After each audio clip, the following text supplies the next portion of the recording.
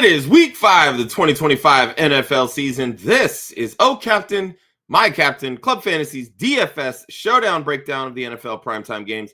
Today's video, we're focusing on Thursday night's matchup between the San Francisco 49ers and the Los Angeles Rams. We're breaking it all down next.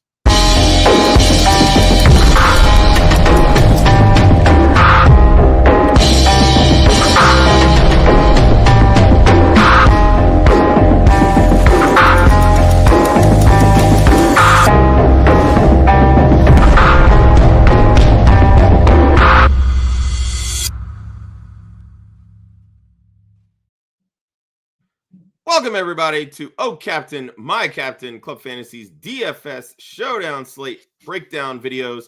I'm your host, Joshua Hudson. That is our DFS expert here at Club Fantasy, Austin Amendolia. Before we jump into the show, friendly reminder, please hit that like and subscribe if you're watching us over on YouTube. Set up those notifications so that way you get alerted every single time we go live, whether it's talking DFS or redraft this season. You can also follow us over on Apple and Spotify or wherever you are listening to your podcast. Each and every follow goes a long way towards helping us continue to grow this show. And of course, then you won't miss any other DFS programming like DFS Academy, which drops every Friday morning. And you can always come in and talk DFS, sports betting, redraft, dynasty, you name it.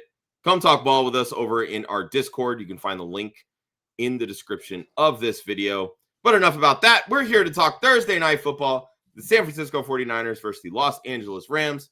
Austin, let's get into the first segment. It is Captain Chalk.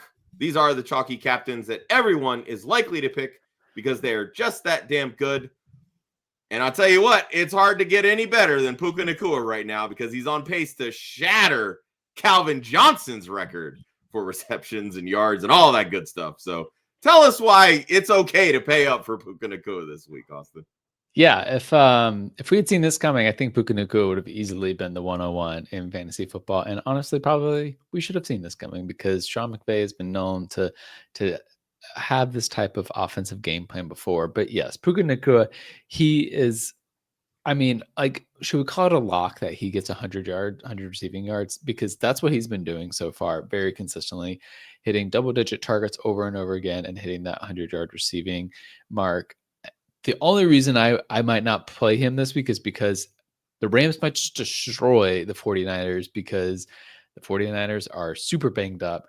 But otherwise, Puka Nacua in the captain spot, you really can't go wrong. You will need to figure out how to get different elsewhere because he could easily push 30% rostership in the captain spot. So you need to get creative elsewhere, but he gets the volume, he scores touchdowns, he does everything we want as fantasy players. He's the wide receiver one right now. He's going to be the most popular captain.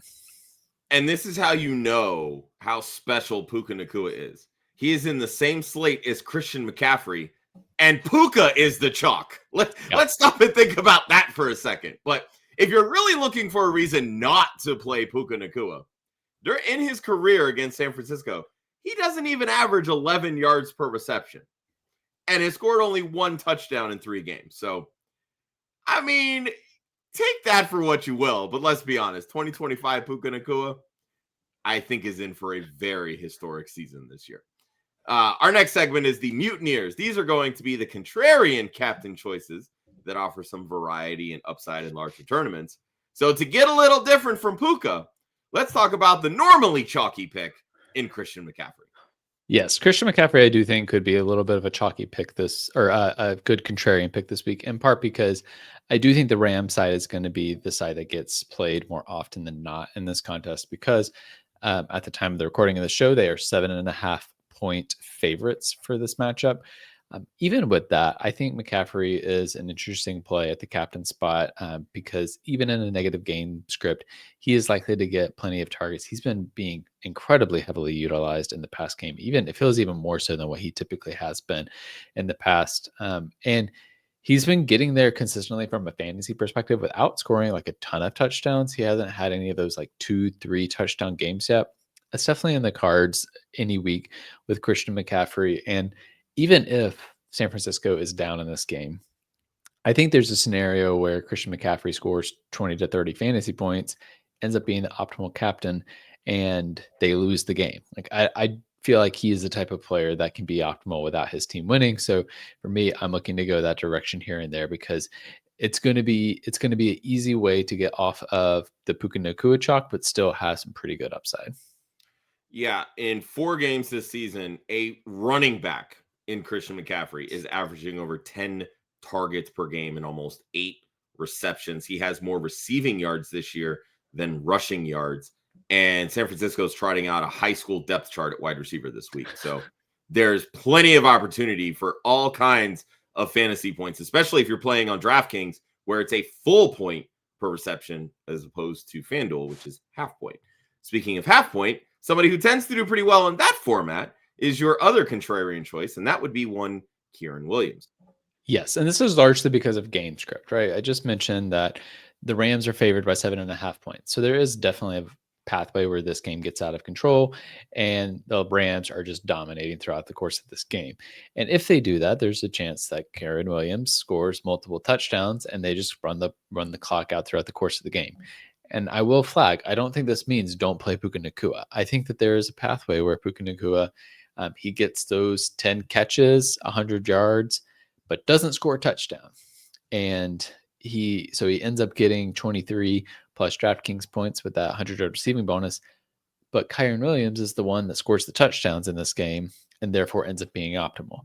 And I think that, so I think because of that, like I don't want to, I'm not trying, I want to make sure people know if you play Kyren Williams, you can still play Puka Nacua. But I think Williams is a really easy way to get off of the chalk and go with a team that's favored to win. Yeah, I mean, San Francisco tends to have the Rams number. It's very easy to be like, well, we're just going to dismiss San Francisco because they're banged up. Kyle Shanahan's probably got some tricks up his sleeve. It's not like, it's easy to joke about the wide receiver core, let's be honest, but they're all in the NFL for a reason. Kieran Williams, he's going to have some opportunities. What I find really interesting is that if you take away the 10 quarterback rush attempts, they have 97 rush attempts on the season, the Rams do, compared to 137 pass attempts. That's 58.5%. So even if they are winning, this team is going to throw the football. So that the game script narrative is very interesting. But again, looking at Kieran Williams' history against San Francisco, 3 career games, 5 career touchdowns. And he only has 2 this season. First matchup against San Francisco. This very well could be that get right game for Kieran Williams, and we all know he loves playing San Francisco. Our next segment is the first mates, because every captain needs the reliable crew. These are the standouts that maximize your lineups. Let's stick on the Rams side. This is a very good defense, and they're going against a backup quarterback, and as previously mentioned, a high school wide receiver core. Yes, and it's really more the wide receiver core that is why I'm interested in this over the quarterback. Like Mac Jones, he's going to keep things on the rail if he has the quality talent around him. Well, that's where things I think go sideways this week is he's working with all backup receivers, and the communication in that scenario is really important between the quarterback and the receivers. Now, these are likely players that Mac Jones has been practicing with because he is the backup. So he has that benefit. But given that they are lower tier players, I think it's going to be harder for them to get open, just straight up. 2, I'm sure some of these players have seen DeMarcus Robinson before because, he was a Ram. And so they're familiar with his game.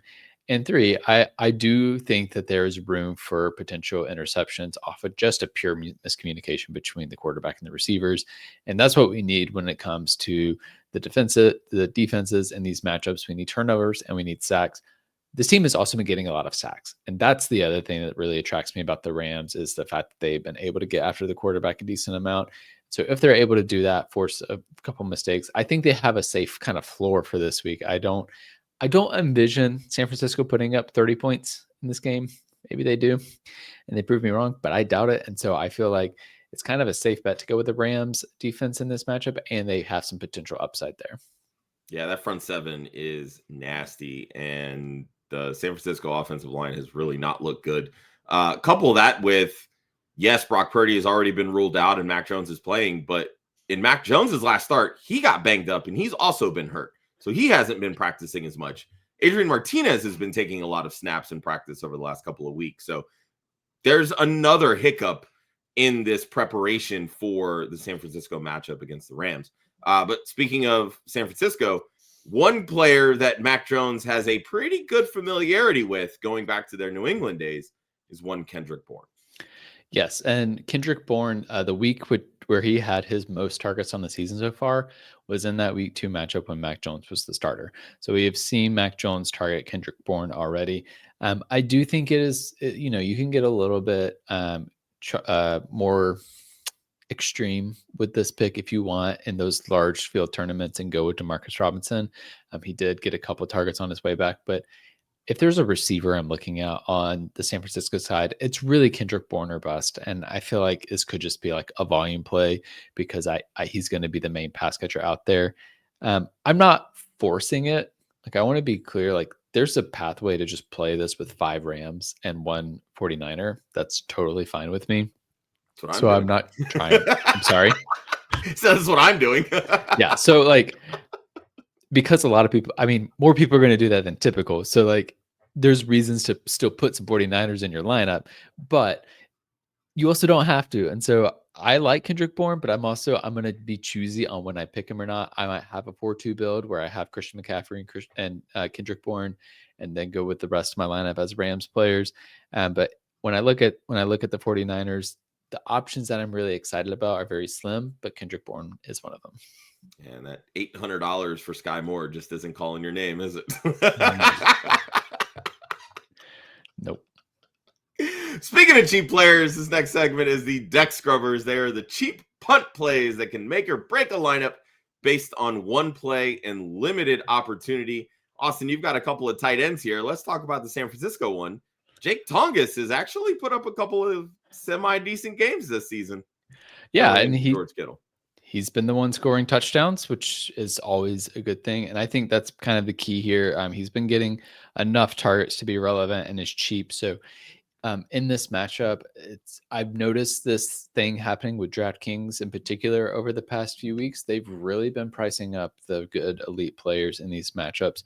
So it is hard to stack them. There's been like the first couple of weeks of the season, you could get probably about 3 or 4 really nice players in your lineup and still have a totally fine team overall, but they're making it a lot harder. So you do have to punt at some point, and Jake Tongas is a good opportunity to do that because he's been getting in the end zone. The other thing is these defenses, both of them have, they've been pretty good at depressing fantasy points for most positions, except for tight ends. That's where they both rank in the top half of the league in terms of points allowed to the tight end position. San Francisco has allowed the 12th most points, Los Angeles has allowed the 12th most points to the tight end position so far. And so going to Jake Tongas is something I'm intrigued by here. Again, probably more in large field because I think for Tongas to really get there, the 49ers need to get to the red zone and he needs to score a touchdown. And I do worry about the prospects of them scoring touchdowns in this game. Yeah, it makes a ton of sense. And you mentioned both defenses not being great against the tight end, which makes sense why Davis Allen is also on this list. Yeah, so it would have been Tyler Higbee, but Tyler Higbee is doubtful to play. So if for some reason he were to play, maybe you play Tyler Higbee, but it seems like he's trending towards not playing. So we go with Davis Allen instead, which, has been the one scoring the touchdowns, even though Tyler Higbee has gotten the most targets. So not a bad pick. Anyways, while the 49ers have allowed the 6th most points to the tight end position so far this season, they've allowed the most points over the past 3 weeks to the tight end position. So it's actually gotten better for tight ends in recent weeks, which is a reason to maybe even lean that way a bit further. So I'm definitely more likely to have a Rams tight end in my lineup than a 49ers tight end.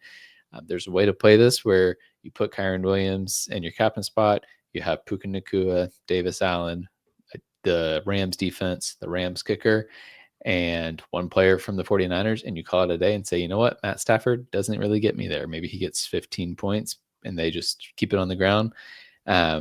So I'm intrigued by that because I think people are going to look to maybe force Matt Stafford in with Puka Nacua. But going a different route without that and making Davis Allen one of those guys, I think is a good way to go this week. And Tyler Higbee and that doubtful tag going together like lamb and tuna fish, baby. Just a reminder, you can play these tournaments against us over on DraftKings and Austin, I believe FanDuel as well, correct? You can play the main slate on Sundays with us on FanDuel. Got it. Okay.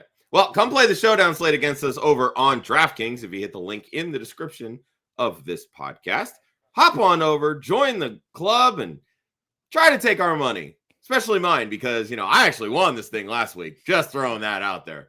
Had to break Charlene's streak. She was running the show for a little bit. Anyway, our final segment is the Kraken. These are going to be the lineup traps that sink the ship.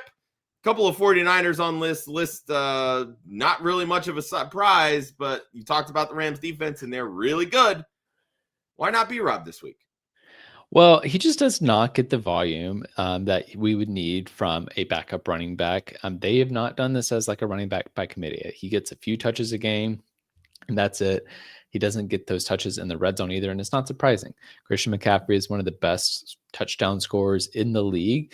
He had that ridiculous streak of consecutive touchdown games with a touchdown a couple years ago. So why would you bring Brian Robinson in over Christian McCaffrey when he gets to the red zone? The only world in which I could see you playing Brian Robinson is if you're betting on Christian McCaffrey getting hurt. It's really hard to gamble on that, so I'm not going that route.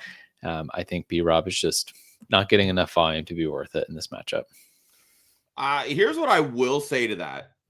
San Francisco is running 21 personnel, over 27% of their snaps. That's a pretty high usage where they actually have two running backs on the field at the same time. So at least it'll give him some opportunities. But again, that Rams defense is so good. They're going to have to throw to McCaffrey so much because they have no other wide receivers to throw to. So I think there might be some opportunity that, again, if they do get into the red zone, maybe he's able to punch one in. But I'm with you. I don't love the pick, especially for the price. And another guy, MVS, I mean, he drops the ball way too much. Let's be honest.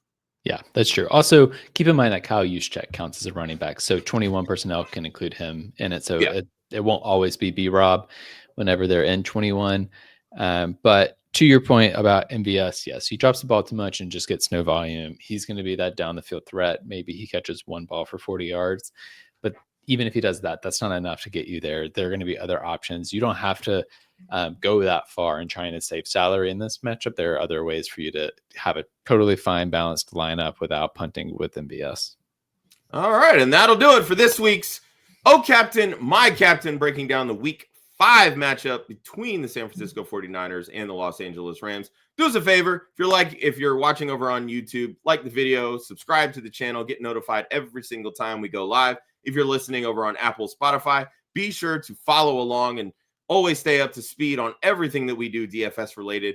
Fridays, we drop our Sunday preview with Austin and Ryan, and you'll never miss any of the DFS talk. You can always hit the link in the description as the video as well, so you can join us over on Discord, where we talk everything fantasy football from redraft to dynasty to DFS, even a little sports betting sprinkled in. He is Austin Amendolia. I'm Joshua Hudson. You can follow along with everything we do at Club Fantasy at Club Fantasy FFL, the URL, clubfantasyffl.com. Until next time, enjoy Week 5, everybody.